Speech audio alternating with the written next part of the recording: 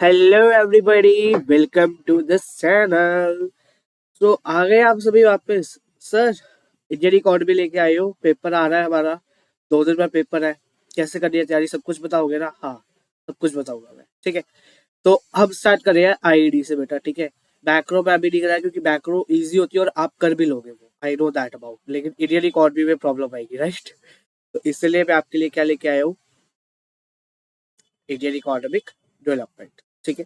आइए स्टार्ट करते हैं इंडियन इकोनॉमिक। पहले हम इसका एनसीईआरटी ओवरव्यू लेंगे और उसके बाद हम इसके related MCQ type questions cover करेंगे, ठीक है। चलिए शुरू करें। तैयार हो? पक्का? 100% श्योर? चलिए शुरू करते हैं। यूं नहीं बोलूंगा मैं चैप्टर का नेम क्या है वगैरह वगैरह, सब आपको पता है। सिंपल हम टॉपिक पे आ रहे हैं, ठीक है। सबसे पहली बात आ रही है कि सोल पर्पस जो था ब्रिटिशर्स का, बेसिकली बेसिक पॉइंट्स बना के मैंने आपको लिए लेके आया हुए, ठीक है।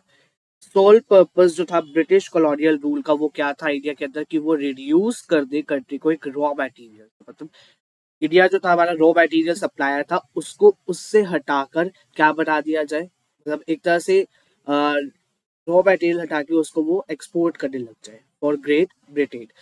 बेसिकली क्या हुआ था कि इंडिया को एक्सप्लॉइट करना, ये ब्रिटिशर्स का सोल पर्पस था, ठीक है। क्वेश्चन यहाँ से भी बन सकता है और यहाँ से आ भी सकता है, एमसीक्यू टाइप या फिलअप टाइप, और फिर आपको ऑप्शंस दे दे, ठीक है ना। What is the sole purpose of British colonial rule? Choose the correct option from the given below. तो आपको 4 ऑप्शन दे देगा और उसमें आपको ये एक पॉइंट ये मिलेगा।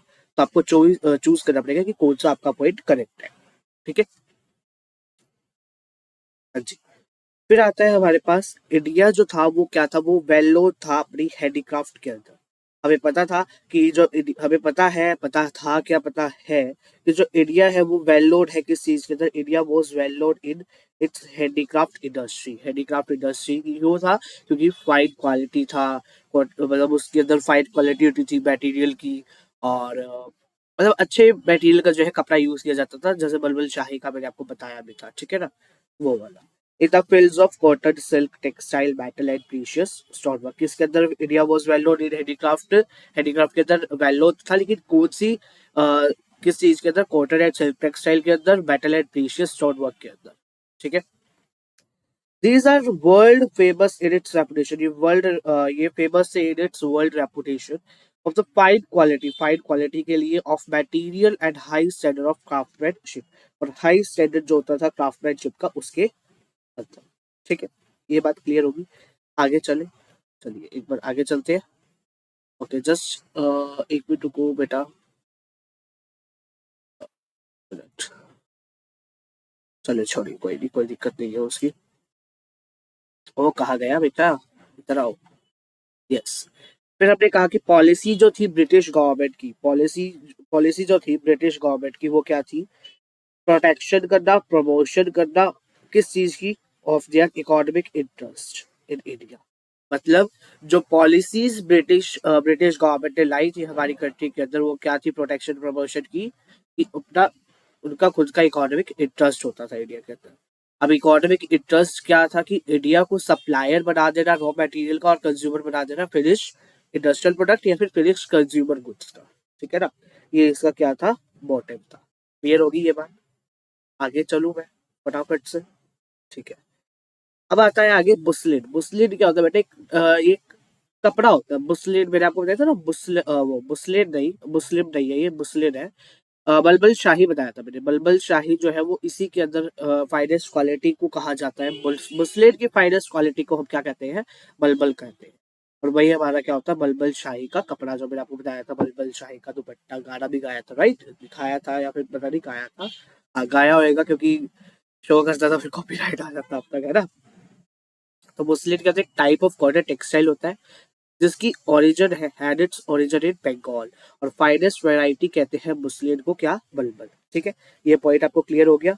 आगे चलते हैं। आगे है Britishers never made sincere attempt. कोई भी एक सिंसियर अटेम्प्ट नहीं बनाया किसने? ब्रिटिशर्स ने, ताकि वो एस्टिमेट कर सके किस चीज को? नेशनल इनकम और पर कैपिटा इनकम को इंडिया की।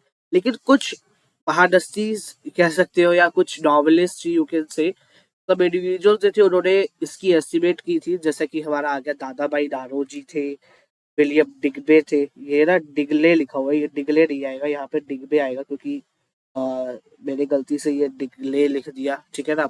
और जो नोट्स मैंने दे रखे हैं स्टूडेंट्स को अपने, उनको मैंने ठीक करा दिया था, तो आपको भी मैंने बता दिया, ठीक है। फिर आया फिडले शिराज, फिर V K Rao and R C Desai, जिसमें से आरसी देसाई का जो था उसका कंसिडर किया गया था एसजी में नेशनल इनकम और पर कैपिटा इनकम का इंडिया को, उसका वो सिग्निफिकेंट माना गया था, बहुत ही सिग्निफिकेंट, मतलब महत्वपूर्ण माना गया, ठीक है। फिर आगे आता है हमारे पास क्या, आगे आता है कि 85% ऑफ पॉपुलेशन जो थी वो कहाँ रहती थी, वो लिवलीहुड, डिराइव लिवलीहुड डायरेक्टली और इनडायरेक्टली फ्रॉम दी एग्रीकल्चर, ठीक है बेटा। एक मिनट रुको, there is a problem in this, एक मिनट बेटा, बस एक minute. Yes, now it is solve, it is sort out. हाँ जी, तो हम थे कि 85% जो थी पॉपुलेशन वो कहाँ रहती थी, वो रहती थी विलेजेस के अंदर, जो कि डिराइव करते थे अपनी लिवलीहुड को डायरेक्टली और इनडायरेक्टली फ्रॉम एग्रीकल्चर, एग्रीकल्चर से वो करते थे। क्लियर होगी। अगला पॉइंट आता है स्टेग्नेशन थी एग्रीकल्चर के अंदर, क्या कहा मैंने, स्टेग्नेशन थी एग्रीकल्चर के। प्रोडक्टिविटी जो थी वो क्या थी हमारी, बहुत कम थी। जो ग्रोथ थी, ग्रोथ जो थी वो एब्सोल्यूट थी, एब्सोल्यूट टर्म्स में थी, मतलब 1 2 3 ऐसे समथिंग, ठीक है। एब्सोल्यूट होती वही है 1 2 3 न्यूमेरिक फॉर्म। ड्यू टू क्यों थी ये एब्सोल्यूट टर्म्स में, क्योंकि एक्सपेंशन जो था एग्रीगेट एरिया का वो कल्टीवेशन, मतलब कल्चर के अंदर था, कल्टीवेशन के अंदर क्यों था, because of land settlement system, mainly due to the land settlement system. यहाँ से लैंड सेटलमेंट सिस्टम से बहुत क्वेश्चन उठे हुए हैं, बहुत क्वेश्चन, शायद से मैंने भी जो भी प्रैक्टिस कराऊंगा उसके अंदर भी मैंने ये दे रखा है क्वेश्चन, ठीक है ना। तो आपको ये अच्छे से प्रैक्टिस करने है बेटा, ठीक है। फिर आते हैं जमींदारी सिस्टम है। जमींदारी सिस्टम आपको मैंने बताया था, जिसके अंदर जमींदार होता है, लैंड ओनर होता है, टेलर होता है, बताया था, फिक्स टैक्स देता है वो, राइट, सब कुछ मैंने आपको बता रखा है। जमींदारी सिस्टम जो था इम्प्लीमेंट किया गया था बंगाल प्रेसिडेंसी के अंदर, जो कि हमारे क्या है, ईस्टर्न, बेसिकली ईस्टर्न स्टेट्स के अंदर जो है वो मतलब इम्प्लीमेंट किया गया था। गाइज, अगर गाइज स्टूडेंट जो मर्जी समझिए आप, अगर आपको ये टॉपिक्स जो है डिटेल के अंदर करने हैं तो आप प्लीज मेरी वीडियोस को देखिए। उसके अंदर मैंने डिटेल में ये चैप्टर दे रखा है, चैप्टर नंबर 1 पूरा का पूरा अपलोडेड है, चैप्टर 2 की फर्स्ट वीडियो अपलोडेड है, ठीक है ना। और मैं वो आपको अब नहीं दे रहा चैप्टर 2 TRZ के अकॉर्डिंग, क्योंकि आपका आ रही है एनसीईआरटी से, तो मैं एनसीईआरटी का ही टॉपिक कराऊंगा इसी वे के अंदर, इसी वे के अंदर मैं आपको एनसीईआरटी का जो है टॉपिक कराने वाला हूँ, ठीक है। तो इससे आपका एनसीईआरटी से ही हो जाएगा वो चैप्टर, ऐसे ही third fourth fifth, third second के भी ऐसे ही है, थर्ड फोर्थ बाकी सारे चैप्टर्स कैसे हैं। बस फर्स्ट चैप्टर के मैंने आपको टीआर जैसे कराए थे, इसलिए मैंने इसकी बेसिक पॉइंट्स उठाई है, ठीक है। प्रॉफिट जो था हमारा एग्रीकल्चर सेक्टर का वो अकर हो रहा था, जो कि हमारा किसके पास जा रहा था बेटा, वो जमींदार के पास जा रहा था, but they did nothing to improve, सब कुछ इम्प्रूव नहीं हुआ एग्रीकल्चर की कंडीशन के अंदर। लैंड सेटलमेंट सिस्टम किसने इंट्रोड्यूस किया था, ये आ सकता है कॉलोनियल गवर्नमेंट ने इंट्रोड्यूस किया था लैंड सेटलमेंट सिस्टम, ठीक है। Due to commercialisation higher yield of cash crop था, हाई कमर्शियलाइजेशन की वजह से क्या था, हायर इल्ड थी हमारी किस चीज की, कैश क्रॉप्स की। कैश क्रॉप्स को हम ज्यादा उगा रहे थे, जैसे इंडिगो वगैरह हम उगा रहे थे। मेन प्राइमरी मोटिव जो था सिस्टमैटिक, वो क्या था, सिस्टमैटिक डी इंडस्ट्रियलाइजेशन करना इंडिया को, सिस्टमैटिक डी इंडस्ट्रियलाइज कर देना इंडिया को, ताकि इंडिया जो है वो बियर एक्सपोर्टर बन जाए, रॉ मटेरियल का रिड्यूस कर दे, और इंडिया को मतलब रिड्यूस कर दे, मतलब वो बियर एक्सपोर्टर ना बने, और उसको इंडिया को जो है वो मार्केट बना दे किस चीज की, फिनिश्ड गुड्स की या फिनिश्ड प्रोडक्ट्स की, ठीक है। डिक्लाइन हुआ था यहाँ पे, किस चीज का डिक्लाइन हुआ था, हैंडीक्राफ्ट इंडस्ट्री का, और मैसिव एम्प्लॉयमेंट आई थी इंडिया के अंदर। पीपल जो थे वो डिप्राइव्ड हो गए थे किस चीज के, लोकली मेड गुड्स के, ठीक है, लोकली मेड गुड्स जो है वो यूज कर रहे थे। Second half of 19th century के अंदर मॉडर्न इंडस्ट्रीज जो थी वो अपना रूट लेने लग गई थी, ठीक है। इनिशियली जो कॉटन और जूट टेक्सटाइल मिल्स थी उनको सेटअप किया गया था, किस चीज को सेटअप किया गया था, ये आ सकता है कि विच इंडस्ट्री वो setup in second half of 19th century, options दे देगा, cotton and jute, silk textile वगैरह, ऐसे ऐसे बहुत सारी दे देगा ऑप्शंस, ऑप्शंस तो बहुत बन जाते हैं, ठीक है ना। तो ऐसे ही आपको जो याद करना है वो क्या रखना है, कॉटन एंड जूट टेक्सटाइल, ठीक है, ये बात क्लियर होगी। आगे आता है कॉटन टेक्सटाइल मिल्स जो थी वो डोमिनेट की गई थी इंडियंस के थ्रू, लोकली लोकेटेड जो सी कहाँ पे, वेस्टर्न पार्ट्स के अंदर, जैसे कि महाराष्ट्र, गुजरात, ये सारे जूट मिल्स जो थी वो डोमिनेट की गई थी फॉरनर्स के थ्रू, जिसका कंसंट्रेटेड कहाँ पे था, वो बंगाल के अंदर हमारी थी। आयरन एंड स्टील इंडस्ट्री में क्या है कि ये आयरन एंड स्टील इंडस्ट्रीज हमारी कब से आई थी, 20th सेंचुरी की जब बिगनिंग हुई थी तब आई थी। एक टिस्को होती है, टिस्को क्या है, Tata iron and steel corporation. ठीक है, मैं आपको एक मिनट बता देता हूँ टिस्को। यस, तो टिस्को जो थी वो क्या थी, Tata iron and steel company. ठीक है, Tata iron and steel company जो थी वो क्या हुई थी, वो इनकॉर्पोरेट हुई थी कब, 1907 के अंदर इनकॉर्पोरेट हो गई थी। There was hardly an capital good industry, यहाँ पे बहुत ही मुश्किल से एक दो ही कैपिटल इंडस्ट्रीज थी जो कि प्रमोट करती थी इंडस्ट्रियलाइजेशन को। ऑल्सो कुछ फ्यू मैन्युफैक्चरिंग यूनिट्स थी जो एस्टैब्लिश की गई थी, लेकिन जो जीडीपी का कंट्रीब्यूशन था वो क्या था, बहुत ही कम था। लिमिटेड एरिया ऑफ ऑपरेशन जो था वो किस चीज का था, पब्लिक सेक्टर का था, जिसमें क्या था, और बाकी सारे जो सेक्टर्स थे वो क्या थे, railways, power generation, communication ports, ये सारे हमारे किसके अंदर आ रहे हैं, पब्लिक सेक्टर के अंदर आ रहे हैं। रेस्ट्रिक्टिव पॉलिसी जो थी कॉम्पिटिटिव प्रोडक्शन की थी, वो किस चीज की थी, ट्रेड एंड टैरिफ की थी। ट्रेड और टैरिफ ने जो मतलब रेस्ट्रिक्टिव पॉलिसीज जो थी हमारी competitive production, tariff and trade and tariff की, उसने एडवर्सली अफेक्ट किया स्ट्रक्चर को, कंपोजिशन को, और volume of India's foreign trade. ये भी मैंने आपको टीआर जैन के अंदर पढ़ाया था, उसके अंदर ये डिटेलिंग में था ये सब कुछ। यहाँ पे अभी लिखा नहीं जा रहा मेरे से, रुक जाओ मैं यहाँ पे लिख देता हूँ, क्योंकि मैं वो तो सीधा स्क्रीन के ऊपर ही कर रहा था हाईलाइट वगैरह, तो लिखा तो जाता नहीं है उसमें, पेन से ही लिखना पड़ेगा, है ना। ये तो उसके अंदर मैंने आपको वो डिटेल के अंदर गिवन है, वीडियोस अगर आप देखेंगे ना जाके, तो वो पूरी की पूरी सारी की सारी क्या है, डिटेल्स के अंदर दिए है।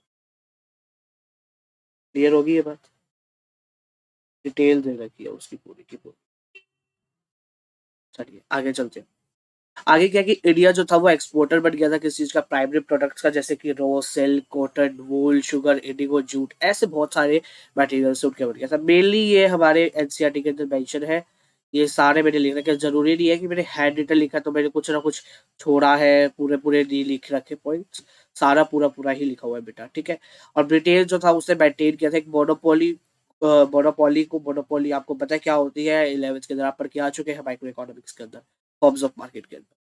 तो ब्रिटेन जो था वो मोनोपोली मार्केट जो थी इंडिया की, मोनोपोली मार्केट बनाई थी इंडिया के अंदर, और एक्सपोर्ट्स और इम्पोर्ट के ऊपर। ठीक है, मोर देन हाफ ट्रेड जो था वो रिस्ट्रिक्ट हुआ था ब्रिटेन के अंदर, और रेस्ट विद द चाइना, साइलूट, जो भी आप प्रोनाउंसिएट करें, प्लीज प्रोनाउंसिएट अगर मैंने गलत कर दिया तो प्लीज इग्नोर दैट, पर्शिया। ठीक है, साइलेंट को हम पहले क्या कहते थे, श्रीलंका कहते थे, अब मतलब श्रीलंका कहते हैं, श्रीलंका को पहले जो है ये कहते थे हम ये, और ईरान को हम पहले क्या कहते थे, पर्शिया कहते थे। ठीक है, तो ये क्वेश्चन आ सकता है कि श्रीलंका को हम पहले क्या कहते थे, या फिर ईरान को हम पहले क्या कहते थे, यहाँ से भी इसका क्वेश्चन जो है वो बन सकता है। इंडिया फॉरेन ट्रेड जो था वो जनरेट करती थी लार्ज एक्सपोर्ट सरप्लस को, लेकिन इससे क्या होता है, एक्यूट शॉर्टेज हुई फूड ग्रेन की, क्लोथ्स की, कैरोसिन की। ट्रेड सरप्लस जो था वो यूज किया गया था ताकि वो हम पेमेंट कर सके फॉर द एडमिनिस्ट्रेटिव एक्सपेंसेस, और एक्सपेंसेस जो हमारे वॉर के ऊपर लग रहे हैं, इम्पोर्ट ऑफ, और इम्पोर्ट हो रहा है हमारा इनविजिबल आइटम्स का, जिससे कि इंडिया की वेल्थ पे ऊपर ड्रेन पड़ रहा था, मतलब ड्रेन यानी प्रभाव एक तरह से। ठीक है, फर्स्ट सेंसस जो था इंडिया के अंदर वो कब कैलकुलेट किया गया था, कंडक्ट किया गया था, या फिर कलेक्ट किया गया था, 1881 के अंदर। इसमें भी क्वेश्चन पूछा गया है, first census was collected in which year. ठीक है, एक मिनट रुको, एक मेरे को समझ गया, डिटेल्स ऑफ ब्रिटिश पॉपुलेशन। ठीक है, ओके। डेमोग्राफिक ट्रांजिशन थ्योरी जो क्या है, उसके अंदर 3 स्टेजेस आते हैं। डेमोग्राफिक ट्रांजिशन थ्योरी पूछ सकता है कि how many stages are there in demographic transition theory. मैंने क्वेश्चन ये देखा था इंटरनेट के ऊपर भी था ये क्वेश्चन। ठीक है ना, मतलब बेसिकली मैं सर्च कर रहा था अबाउट द क्वेश्चंस रिलेटेड जो जो हमें से पूछे जा रहे हैं, तो उसके अंदर ये क्वेश्चन था। ठीक है ना, तो ये आप याद कर लीजिए। फिर आता है बिफोर 1921। 1921 को हम क्या कहते हैं बेटा, जल्दी बताओ, ये लिखा भी हुआ है, ईयर ऑफ ग्रेट डिवाइड कहते हैं। 1921 से पहले, यानी ईयर ऑफ ग्रेट डिवाइड से पहले, इंडिया जो था वो फर्स्ट स्टेज के अंदर था, और 1921 के अंदर इंडिया जो था वो कौन सी स्टेज के अंदर था, सेकेंड स्टेज के अंदर था। ठीक है, सेकेंड स्टेज के अंदर था। As after this second stage started, जैसे ये सेकेंड स्टेज स्टार्ट हुई, as neither the total population जो थी वो population dot rate of population, जो टोटल पॉपुलेशन जो था उसका, sorry, total population as either the total population, door rate, door आएगा बेटा, door rate of population growth was very high. ठीक है, ना ही टोटल पॉपुलेशन ज्यादा थी, ना ही रेट ऑफ पॉपुलेशन ज्यादा हुई। ठीक है, वो मतलब वो ज्यादा हुआ। ठीक है, फिर आता है सोशल डेवलपमेंट इंडिकेटर जो थे वो अच्छे नहीं थे। ओवरऑल लिटरेसी रेट कितना था, 16% था। याद कर लीजिए, यहाँ से भी क्वेश्चन आ सकता है कि ओवरऑल लिटरेसी रेट कितना था। फीमेल लिटरेसी रेट 7% था। पब्लिक हेल्थ फैसिलिटीज एडिक्वेट थी, इनएडिक्वेट थी या कैसी थी, तो ऑप्शन दे देगा वो। तो हमारा आंसर इसका क्या बन जाएगा, इनएडिक्वेट थी। ठीक है, water and air borne diseases थी। ओवरऑल लिटरेसी रेट जो था वो हमारा क्या था, हाई था। ये देख लीजिए, ये हाई भी था, और वैसे अगर वो पूछे तो वो हमारा परसेंटेज में पूछे तो हमारा वो 16% था।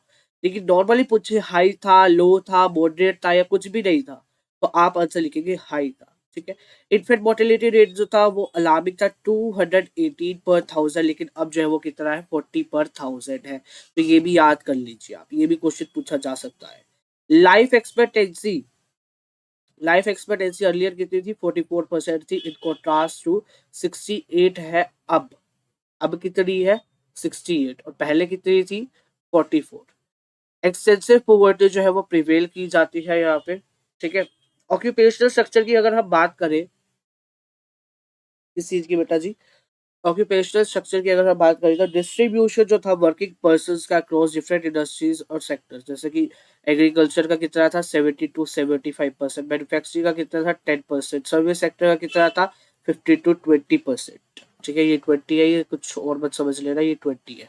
ठीक है, एरियाज जो थी which shows decline in independence और एग्रीकल्चर, वो कौन कौन से थे, वो हमारे जैसे मद्रास प्रेसिडेंसी, जैसे कि अब वो तो मद्रास प्रेसिडेंसी के अंदर हमारी कौन सी स्टेट आती है, तमिलनाडु, आंध्र प्रदेश, केरला, कर्नाटका, बॉम्बे एंड बंगाल। ये सारे हमारे किसके अंदर आते हैं, मद्रास प्रेसिडेंसी के अंदर आ सकते हैं। ये भी क्वेश्चन पूछा जा सकता है, मद्रास प्रेसिडेंसी के अंदर कौन कौन सी स्टेट्स आती है। ठीक है, हाँ ये थोड़ा सा मेरे फेस के ऊपर कलर हो जाता है, क्योंकि यहाँ पे रूम के अंदर रिफ्लेक्शन ऐसे है ना, मैं हाथ यहाँ रखता हूँ तब आपको सही दिखता है थोड़ा बहुत, राइट, कोई दिक्कत नहीं है। हाँ जी, हम पॉइंट पे थे इस पे।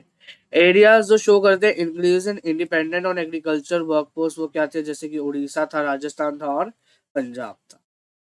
Under British rule infrastructure such as जैसे रेलवे, पोर्ट्स, रोड, ट्रांसपोर्ट, वो पोस्ट और टेलीग्राफ जो थे वो डेवलप भी नहीं हुए थे। अब कौन कौन से डेवलप, मतलब सॉरी, ये डेवलप किए गए थे। ठीक है, जैसे कि रोड्स, रोड्स में क्या था, रोड्स किस लिए डेवलप किए गए थे, यहाँ से भी क्वेश्चन पूछा गया, या असर्जन रीजन बेस्ड क्वेश्चन बना हुआ है यहाँ पे। जब मैं आपको कराऊंगा ना उसके अंदर असर्जन बेस्ड क्वेश्चन यही से बना हुआ है, रोड से। To mobilize the army with India and drowning out raw material from countryside to the nearest railway station or port to send it to England or other foreign destinations। लेकिन जो acute shortage थी वो क्या थी, was of all what weather की थी, यानी कि वेदर जो हमारा होता है, वेदर में नॉर्मल वेदर, कहीं कुछ और समझ बैठो। वेदर वो WHETHER वाला नहीं है, ये वेदर बारिश वाला मौसम वाला वेदर है। रोड्स जो थे वो मतलब वेदर की वजह से वहाँ पे शॉर्टेज बढ़ जाती थी रूरल एरियाज में पहुंचने से during rainy season. Accordingly these area suffer during natural calamities and famines. यहाँ पे नेचुरल कैलेमिटी और फेमाइन्स ये जो थे वो क्या कर रहे थे, सफर कर रहे थे। ठीक है, हाँ जी। सेकंड पॉइंट आता है रेलवे। रेलवे का क्या है, रेलवे इंट्रोड्यूस कब हुई थी, 1850 के अंदर। यहाँ से भी मेरे ख्याल बैचेट टाइप क्वेश्चन बना हुआ है। और फर्स्ट रेलवे ब्रिज कहाँ से था, बॉम्बे में था। यहाँ से भी क्वेश्चन बना हुआ है, कब बना हुआ है, 1854। ये डेट वाला तो बेटा बैचेट के अंदर है, और ये बॉम्बे में थाने वाला ये शायद से पहला ही क्वेश्चन है। पहला ही क्वेश्चन यही है शायद, पहला दूसरा तीसरा ऐसे ही कुछ चाहिए क्वेश्चन। ठीक है, अगर मैं देखूँ तो मेरे पास है ना, एक मिनट को, सॉरी। ए क्या हो गया इसको, और बेटा मेरा पता नहीं क्या, एक मिनट क्या हो गया इसको, चलिए मेरा लैगिंग हो रही थी, एक मिनट।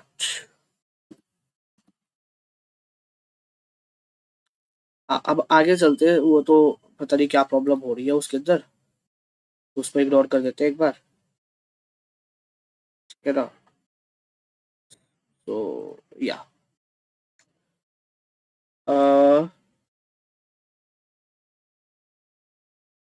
हाँ, मैंने वो देख लिया, वो फोर्थ क्वेश्चन आपका।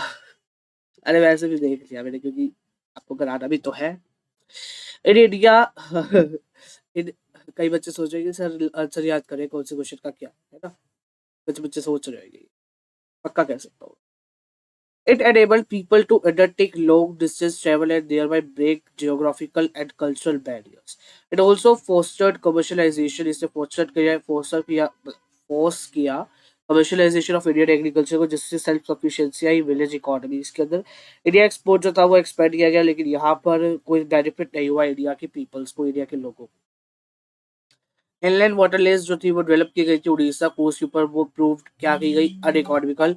It was developed at a huge cost of government, but soon it was abandoned. Just hold on, just hold on.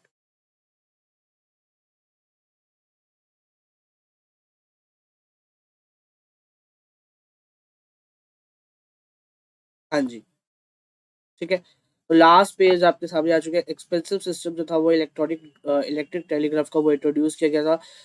Purpose क्या था? Several the purpose of maintaining the law and order. क्या था वो? Law और order को maintain करने का वो था, ठीक है।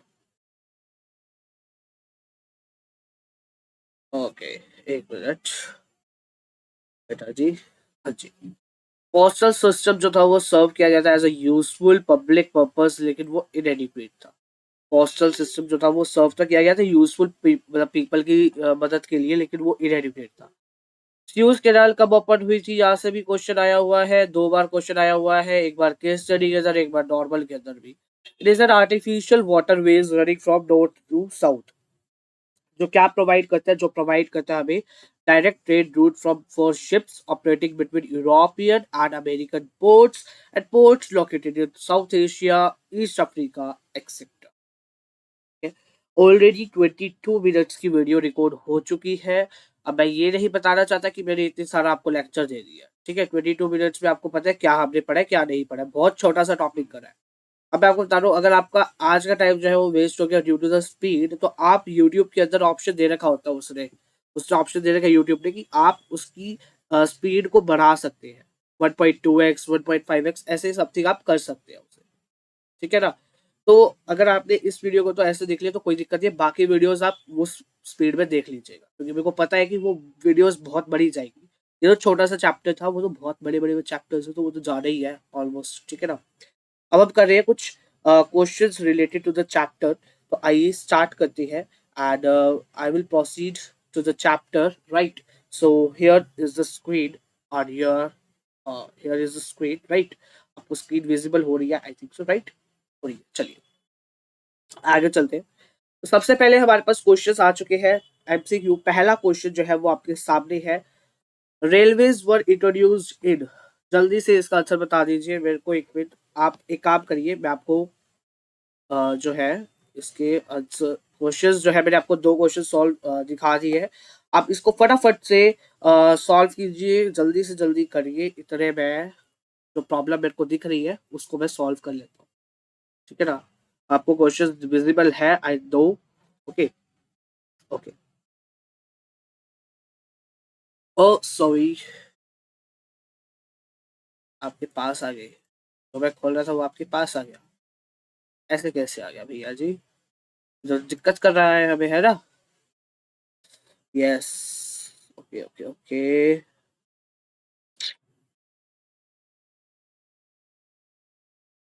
हम्म, पहले का आंसर आपको पता चल गया है? हाँ जी, पहले का आंसर पता चल गया। पहले का आंसर हमारा क्या है? जल्दी बताओ बेटा, इतना टाइम नहीं है हमारे पास। हमारे पास नहीं, मतलब हमारे पास। एक मिनट, एक मिनट, एक मिनट। जल्दी बताइए बेटा।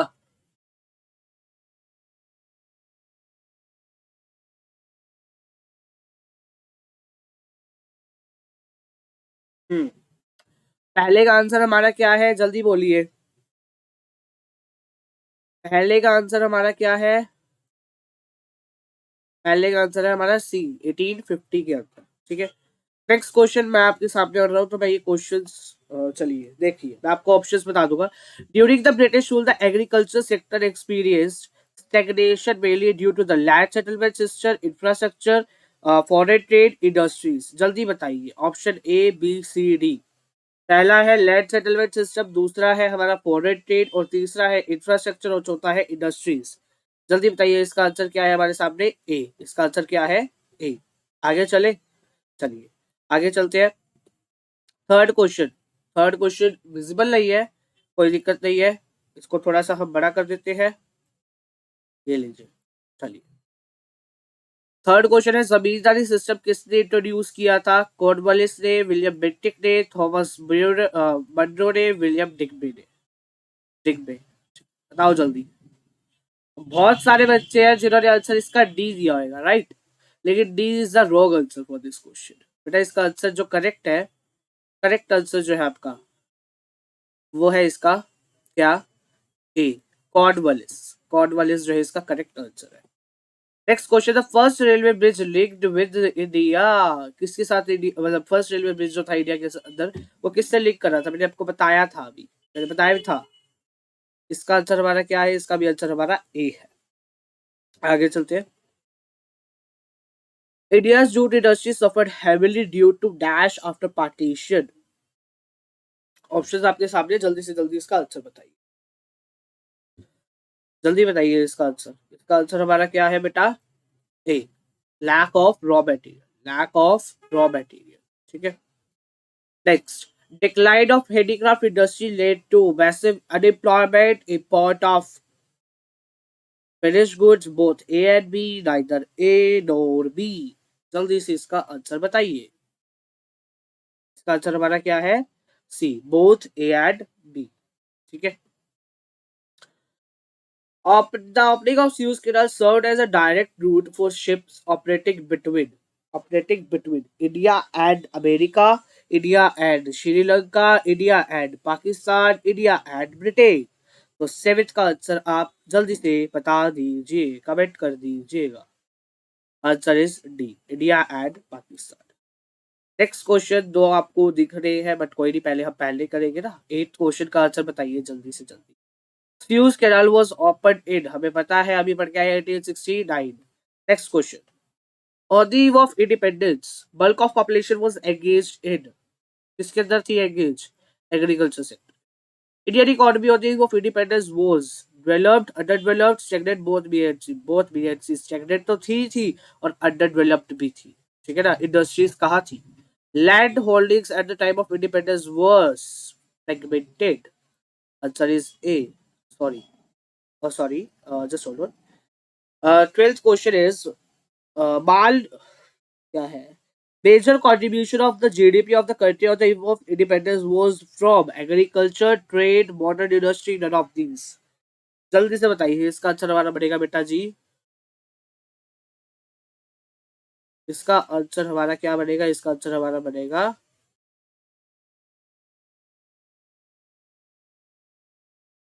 ए, एग्रीकल्चर।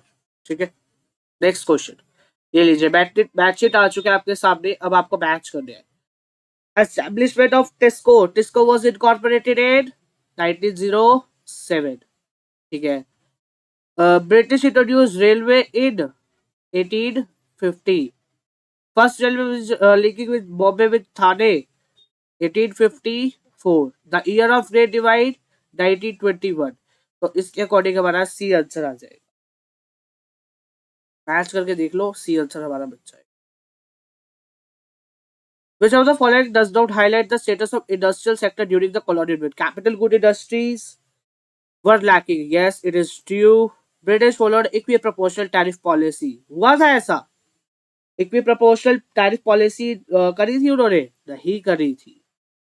ठीक है, इंडियन हैंडीक्राफ्ट इंडस्ट्रीज डिक्लाइन हुई थी, कन्वर्जन हुआ था इंडियन स्मॉलिंग मार्केट का for British finish product. Next question है, British restricted India's foreign trade with which of these nations? यहाँ पे आपको ऑप्शन में आपको बता देता हूँ, यहाँ पे ऑप्शंस क्या बता देता हूँ, मैं ही हट जाता हूँ यहाँ से। तो ये लीजिए, क्या है इसके आंसर, ब्रिटेन है, चाइना है, अमेरिका है, श्रीलंका, ए ऑप्शन ये है। बी है Britain, China, America, Iran. Third है ब्रिटेन, अमेरिका, श्रीलंका, ईरान। और फोर्थ है Britain, China, Sri Lanka and Iran. तो आंसर इज डी। हमने पढ़ा था ना, चाइना भी था, श्रीलंका का साइलेंट था नेम, और ईरान का हमारा पर्शिया था, राइट। अब आते हैं आपके सामने assertion based questions. Assertion based questions, assertion based questions में बेटा हमारे पास क्या है, इसके अंदर हम देख लेते हैं एक बार। Where is this, okay here is it. Assertion and reason based questions में बेटा क्या है, सबसे पहले आपको ये स्टेटमेंट जो है वो पढ़नी है। ऑप्शन आपके सामने इधर है, बहुत पहला ऑप्शन है, both assertion A and reason are correct and R is the correct explanation of A, यानी असर्शन। सेकंड ऑप्शन है दोनों ठीक है लेकिन करेक्ट एक्सप्लेनेशन है। तीसरा असर्शन ट्रू है लेकिन रीजन फॉल्स है। और फोर्थ ऑप्शन है असर्शन फॉल्स है और रीजन ट्रू है। तो बताइए, assertion दे रखा है हमें, during the British colonial rule in India British build roads extensively to cover the nation. भाई साहब ये थोड़ा था, हाँ ये नहीं, इट इज फॉल्स। रीजन पढ़ते हैं, roads were built by Britishers primarily to mobilise army. ये देख लो, पर क्या आए थे ना, मैंने कहा भी था आर्मी वाला इसके अंदर आया हुआ है हमारा। तो ये तो ट्रू है, तो इसका आंसर हमारा बन जाएगा बेटा जी डी। असर्शन, नेक्स्ट क्वेश्चन देख लो।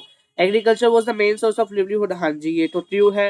अबाउट 65% था या कितना परसेंट था बेटा, हाउ मच परसेंटेज, कितना परसेंटेज था जल्दी बताओ।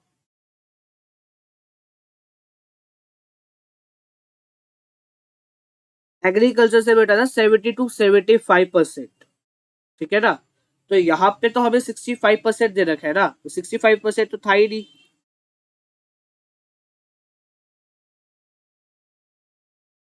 हाँ जी, तो इट इज फॉल्स। तो A is true but R is false, C आ गया इसका आंसर। More than half of India's foreign trade was restricted to Britain. It is true. Britain maintained monopoly control on India's import and export. ये भी true है। अब दोनों चीजें तो ट्रू है लेकिन हमें ये भी तो देखते हैं करेक्ट एक्सप्लेनेशन है कि नहीं। तो more than half of India's foreign trade was restricted to Britain because Britain maintained the monopoly control. हाँ, हमने ये दोनों के दोनों पॉइंट्स एक साथ भी पढ़े थे, एक साथ ही पढ़े थे, और ये करेक्ट एक्सप्लेनेशन भी है, तो ए इसका आंसर आ गया। नेक्स्ट क्वेश्चन है हमारा केस स्टडी बेस्ड क्वेश्चन, जल्दी से जल्दी करते हैं क्योंकि हमारी वीडियोस जो है वो ऑलरेडी बहुत बड़ी हो चुकी है, ठीक है। तो क्वेश्चन क्या कह रहे हैं, क्वेश्चन कह रहा है, क्वेश्चन आपको पढ़ना पड़ेगा, मैं यहाँ पे हट जाता हूँ। अब मैं नहीं आ रहा बीच में आपके, ठीक है। आपको इनके आंसर्स करते जाना है, मैं आपको आंसर्स इसके बताते जाऊंगा। पहले आप फटाफट से इसकी केस स्टडी पढ़ लीजिए और क्वेश्चन भी पढ़ लीजिए। आई होप सो आपने पढ़ लिया, अगर पढ़ लिया तो रुकिए 2 मिनट, और नहीं पढ़ा तो आप थोड़ा सा स्किप कर सकते हैं, 10 सेकेंड में यहाँ पे वेट कर रहा हूँ, ठीक है। तो जल्दी से जल्दी पढ़ लीजिए बेटा, आई होप सो आपने पढ़ लिया होगा। तो क्वेश्चन है, what was the treatment given by indigo planters to peasants. तो इसका आंसर आपका बेटा ए आएगा, जिन्होंने ए करा है वो 1 मार्क दे लो अपने आप को। सेकंड क्वेश्चन, मतलब second question of case study क्या है, India's foreign trade maintained export surplus through out the colonial period but did not benefit the domestic economy. क्या ये ट्रू है, हाँ जी ये ट्रू है। The export surplus was used to meet the war expenses incurred by the colonial setup and to import invisible items. It is also true and it is also the correct explanation. So answer is A. Next question. Production of indigo brought huge surplus to the for the बेटा देखो question जो है वो क्या कह रहा है कि read the following case study and answer the question from 19 to 23। तो केस स्टडी हमारी सेम है, बस क्वेश्चंस यहाँ पे चेंज हो रही है। ये लास्ट पेज है इसका, इस वाली केस स्टडी का, ठीक है। तो प्रोडक्शन जो था इंडिका को, उसने ह्यूज सरप्लस लाया था किस चीज के लिए, डोमेस्टिक कल्टीवेटर्स के लिए, इंडिको प्लांटर्स के लिए, कॉलोनियल गवर्नमेंट के लिए, जमींदार के लिए। तो इसका आंसर हमारा सी बच जाएगा, सॉरी सी डी, इंडिको प्लांटर्स के लिए। तो बी सी डी आएगा, इसका आंसर क्या आएगा, बी आएगा, ठीक है। हाँ जी। Second question, indigo production increase the fertility of soil and brought huge revenue for the domestic cultivators. क्या ये ट्रू है, फॉल्स है, क्या है, जल्दी से जल्दी इसका आंसर बताइए। इट इज फॉल्स, ठीक है। Which sector of India? Which sector was the second largest provider of the employment during British India? Agriculture, industry, service या all sector constitute equal proportion of workforce? यहाँ पे workforce दे रखा है आपको, ये दिख नहीं रहा है, सिर्फ ऊपर ऊपर की हल्की हल्की लाइंस दिख रही है क्योंकि यहाँ पे नीचे जो है वो मेरा जो लाइन्स आ रही है वो आपको दिख रही होगी, इकोनॉमिक्स क्लासेस वगैरह वगैरह, ठीक है ना। तो आंसर बताइए जल्दी, इसका आंसर इसका बेटा है हमारा सी, सर्विस सेक्टर, ठीक है। आगे चलते हैं।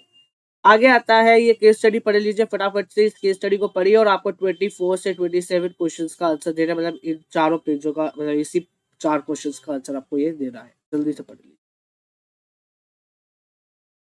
आई होप सो पढ़ लिया। क्वेश्चन नंबर 24 क्या है, main reason for the stagnation in agriculture during British rule was, हमें पता है इसका आंसर क्या आएगा, ए आएगा, land settlement system which is received major setback during the colonial rule, iron and steel industry. Iron and steel industry था, कई बच्चे यही करेंगे, जबकि आंसर था हमारा बी, हैंडीक्राफ्ट इंडस्ट्री। बेटा याद करो, याद याद करना पड़ेगा ये सब कुछ आपको, मैंने आपको बताया भी था, बताया था कि नहीं बताया था, बताया था ना, है बताया तो था। आयरन एंड स्टील थोड़ा था हमारा, हमारा आंसर क्या है इसका, बी। क्लियर हो गया ये, चलिए। Oh, sorry. At the time of independence, Indian industry was crying for modernization due to, इसकी वजह से, due to limited role of public sector. Foreign trade was oriented to feed the industrial revolution in Britain as India became an importer of primary products and exporter of finished consumer goods. ठीक है। Last की study ये पढ़ने की जरूरत नहीं है, वैसे तो मैं क्या होगा, क्योंकि मेरे को पता है ये क्या है क्या नहीं है। बिकॉज बेटा मैं आपको बता दूं, जो मैंने टेस्ट के अंदर अपने स्टूडेंट्स को क्वेश्चन दिए थे, वही क्वेश्चंस मैंने आपको प्रैक्टिस के लिए दिए हैं, वही क्वेश्चंस मैंने आपको प्रैक्टिस के लिए दिए हैं। तो इस केस स्टडी, इस वाली केस स्टडी के अंदर इसका पढ़ने का कोई जरूरत नहीं है, या आप कॉमनली अपने ऊपर बेस्ड भी आप आंसर दे सकते हैं इस वाले का, इस क्वेश्चन का। तो 28 क्वेश्चन था, ओपनिंग ऑफ डैश, हमें पता है स्यूज कैनाल ही तो ओपन हुई थी, इंडियन ओशन थोड़ा ओपन हुआ था, तो ये तो अच्छा निकल, तो कहते ये स्यूज कैनाल ही तो बचा। More than dash of India's foreign trade was restricted to India's Britain, तो वो था हमारा 50%, more than 50% of India's foreign trade was restricted in Britain. Suez canal कब ओपन हुई थी, अब देखो बेटा ये वाला ही क्वेश्चन आपका पहले आया था एमसीक्यू फॉर्मेट में, मैं चाहता था यहाँ पे भी आपको A B C D option दे देता, लेकिन मैंने नहीं दिया ताकि आपको मैं टेस्ट कर सकूं इसका आंसर क्या आएगा। इसका आंसर आएगा हमारा 1869, this will be the answer of this question, ठीक है। हाँ जी। तो हम वापिस आ जाते हैं, यस। तो बेटा आई होप सो आपको आज की क्लास से कुछ ना कुछ मिला होगा, कुछ ना कुछ फायदा हुआ होगा। और ये आप देख सकते हैं, ये आपने पूरे नोट्स जो है पढ़ लिए हैं। अगर मेरे पॉसिबल हुआ तो मैं ये आपको डिस्क्रिप्शन के अंदर इसका लिंक भी दे दूंगा, जहां से आप इसे डाउनलोड करके फोटोस्टेट भी करा सकते हैं, प्रिंट आउट भी निकाल सकते हैं इफ यू वांट, कि हाँ हमें यहाँ से पढ़ना है और ये अच्छे नोट्स हैं तो, ठीक है। मेरे according it is the better notes, ठीक है ना। तो इस वे के अंदर जो है आप अपनी प्रैक्टिस कर सकते हैं। मिलते हैं आपसे जल्दी ही नेक्स्ट वीडियो के अंदर, तब तक के लिए bye bye, thanks for watching this video, stay healthy, stay safe, bye bye everyone, bye everybody.